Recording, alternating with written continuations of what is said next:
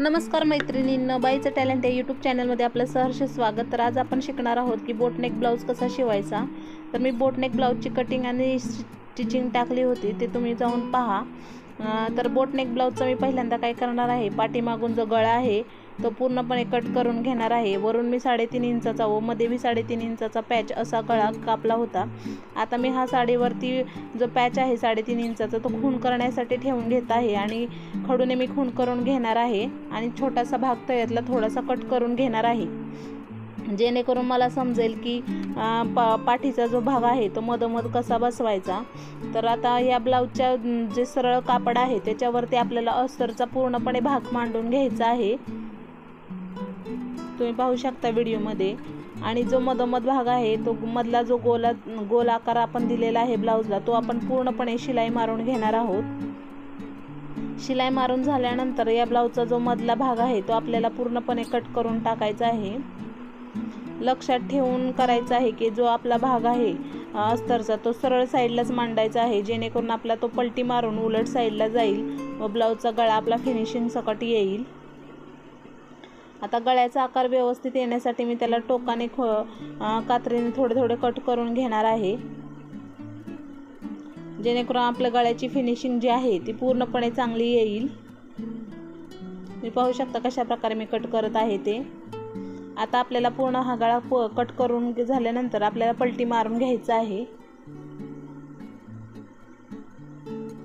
गळा पलटी मारून झाल्यानंतर आपल्याला पूर्णपणे कडेने टिप मारून घ्यायची आहे, जेणेकरून आपला जो अस्तरचा भाग आहे तो दिसणार नाही आणि गळ्याचा आकारही व्यवस्थित दिसेल।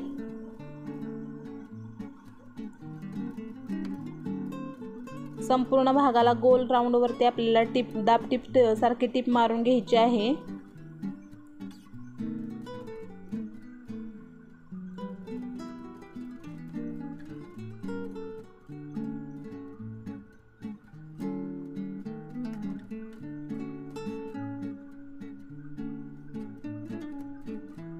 तुम्हाला जर माझे व्हिडिओ आवडत असतील तर माझ्या चॅनलला लाईक, सबस्क्राईब आणि शेअर करायला विसरू नका, जेणेकरून तुमच्यापर्यंत नवनवीन व्हिडिओ येत राहतील।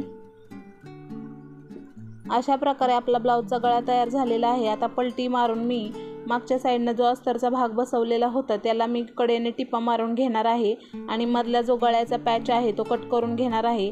आता जिथं आपण कात्रीने खुणा करून घेतल्या होता गळा मांडण्यासाठी त्याच्यावरच बरोबर हा गळा जॉईंट करून घ्यायचा आहे, जेणेकरून आपल्याला खांद्यात कुठल्याही प्रकारचा प्रॉब्लेम येणार नाही।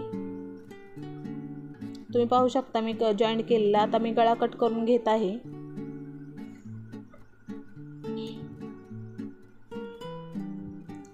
हा गळा कट करून झाल्यानंतर राहिलेला जो भाग आहे त्याच्यावरती मी कडेने टिपा मारून घेणार आहे आणि एक्स्ट्राचा जो भाग आहे साडीचा तो पूर्णपणे कट करून काढणार आहे।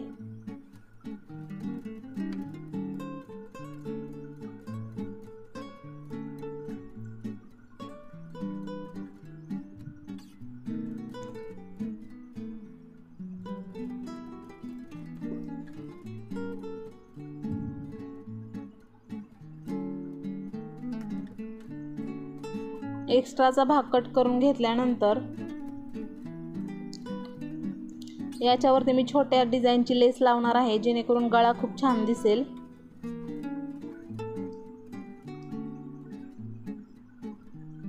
लेस बरोबर आपल्याला गोल शेप मध्येच लावायची आहे।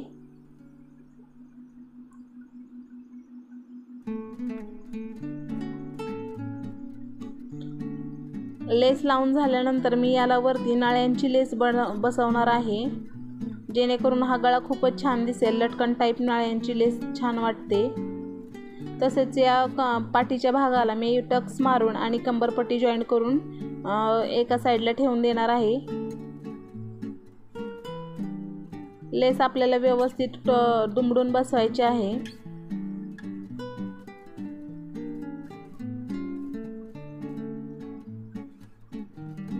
अशा प्रकारे आपला पाठीचा गळा जो पूर्ण आहे तो झालेला आहे आणि याला मी लेस अशाच प्रकारे जॉईंट करून घेणार आहे।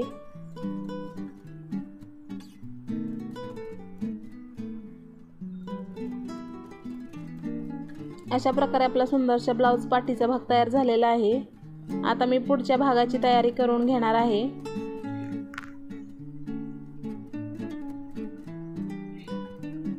पुढच्या भागाचे जे आपण अस्तरचे भाग कट केले होते ते आपल्या अस्तरवरती मांडून आपल्याला जॉईंट करून घ्यायचे आहेत, जेणेकरून व्यवस्थित जॉईंट केल्यानंतर आपल्याला ब्लाऊज शिवता येतील. आता हा ब्लाऊजचे जे अस्तरचे भाग आहेत ते उलट साईडला ठेवून द्यायचे आहेत, जेणेकरून आपल्याला सरळ साईडने जोडता येतील. आता एक्स्ट्राचा जो भाग आहे तो पूर्णपणे कट करून घ्यायचा आहे. कटोरीला व्यवस्थित टक्स मारून घ्यायचा आहे. इथे मी 1.5 ते 2 इंचाचा टक्स म्हणजे खालच्या साईडने 1.5 इंच आणि वरच्या साईडने 2 इंचाचा टक्स मारून घेणार आहे आणि डबल टिप मारून घेणार आहे. अशा प्रकारे आपली छानशी कटोरी तयार झालेली आहे. आता मी याला मुंड्याचा भाग जोडून घेणार आहे. मुंड्यावरती कटोरी पलटी मारून आपल्याला जॉईंट करून घ्यायची आहे. जास्तही कापड ओढले जाणार नाही याची काळजी घ्यायची आहे. जर कापड ओढले तर आपला ब्लाऊज व्यवस्थित छातीमध्ये बसत नाही.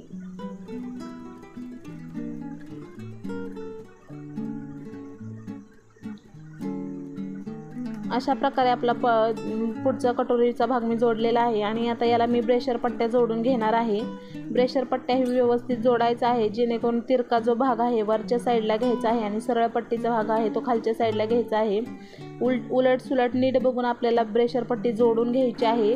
कापड व्यवस्थित एका लाईनमध्ये मग स्टिप मारायची आहे. टिप मारतानाही खूप मार्जिन घ्यायचं नाही, जेणेकरून आपली ब्रेशर पट्टी व्यवस्थित बसली जाईल. खूप मार्जिन घेतल्यामुळे काय होतं की ब्रेशर पट्टीचा आकार कमी येतो, त्यामुळे ब्लाऊजमध्ये फिनिशिंग येत नाही आणि ब्लाऊजही विचित्र दिसतो. आता पूर्णपणे आतमध्ये आपल्याला भाग दुमडायचा आहे आणि ब्रेशर पट्टीला टिप मारून घ्यायची आहे, जेणेकरून आपल्याला ब्रेशर पट्टीची व्यवस्थित फिनिशिंग येईल. आता ही ब्रेशर पट्टी जोडून झाल्यानंतर मी याच्यावरती दाब टिपही टाकून घेणार आहे.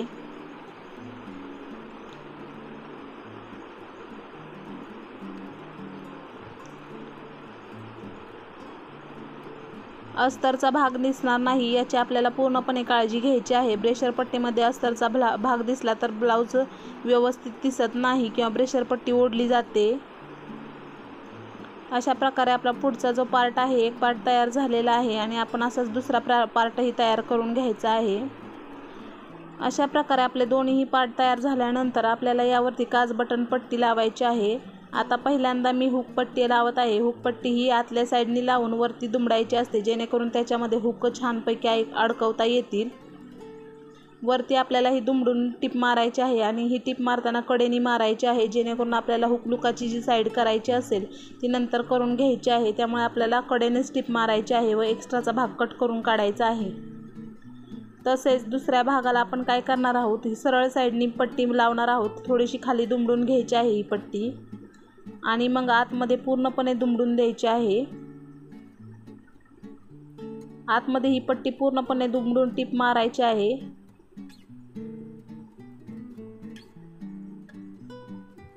अशा प्रकारे आपल्या काज बटन पट्ट्या पूर्णपणे जोडून घ्यायच्या आहेत.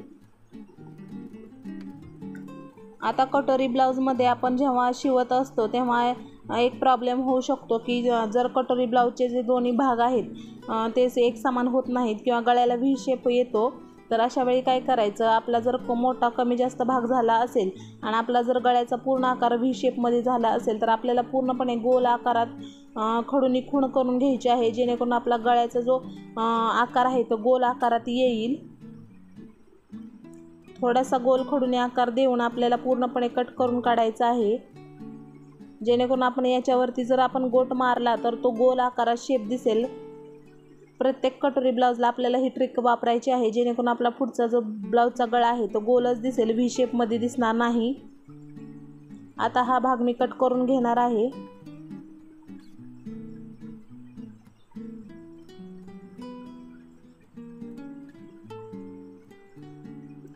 अशा प्रकारे दोन्ही पार्ट सेम झालेले आहेत. आता आपण काय करणार आहोत, हे पार्ट आहेत ना मागच्या भागाला जोडून घेणार आहोत, जेणेकरून मागच्या व पुढच्या भागाला आपल्याला गोट एकसारखाच संगतीच मारता येईल.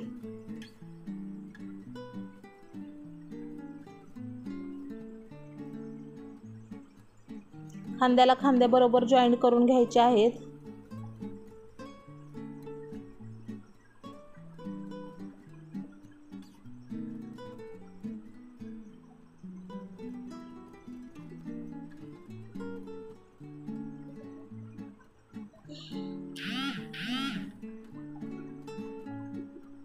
अशा प्रकारे आपले खांदे जोडून झाल्यानंतर आपल्याला इथं बाही जॉईंट करून घ्यायची आहे।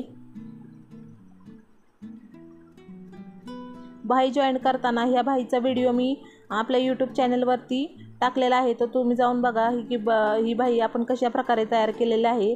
आता ह्या बाहीचा मध्य काढायचा आहे आणि खांद्याचा जो मध्य आहे त्याच्याबरोबर एकदम लावून घ्यायचे आहे, जेणेकरून आपली बाहीची जी डिझाईन आहे ती मधोमध येईल। तुम्हाला जर अशी नवीन प्रकारची बाही शिकायची असेल तर तुम्ही आपल्या यूट्यूबवरती व्हिडिओ जो टाकलेला आहे तो नक्की जाऊन पहा। आता बाही जॉईंट झाल्यानंतर मी ब्लाऊजचा जो कडेचा टीप आहे ती मारून घेणार आहे बाही जॉईंट करून, आणि पूर्ण मी ही टीप आहे जी बाहीपासून ते खाली कमरेपर्यंत एक टीप मारून घेणार आहे ब्लाऊजची, आणि जो एक्स्ट्राचा भाग आहे बाहीचा तो पूर्णपणे कट करून टाकणार आहे, जेणेकरून आपल्याला जी एक्स्ट्राचा भाग आहे तो त्रास देणार नाही। बाही पूर्णपणे जॉईंट करून घ्यायची आहे। पूर्णपणे बाहीची टीप मारून झाल्यानंतर एक्स्ट्राचा भाग आहे तो मी पूर्णपणे कट करून काढणार आहे।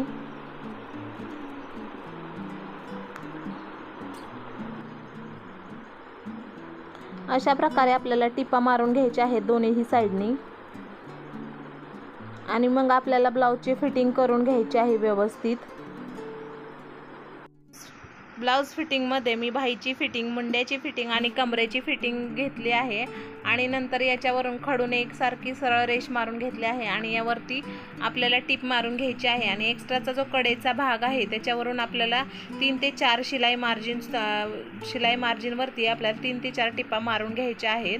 तसेच आपल्याला पूर्ण ब्लाऊज झाल्यानंतर आपल्याला काय करायचं आहे, गोट बसवून घेतलेला आहे, आणि जी आपली हुकलुकाची बाजू आहे त्याला मी हुक अडकवण्यासाठी शिलाईनेच आपले हुकाचे खुणा करून घेतलेले आहेत, आणि त्यावरती आपलं हुक अडकवण्यासारखे त्रिकोण आकारात टिप मारून घेतलेले आहे। अशा प्रकारे आपला बोटनेक ब्लाऊज तयार झालेला आहे, आणि खूप छान प्रकारे हा बोटनेक ब्लाऊज बसतो।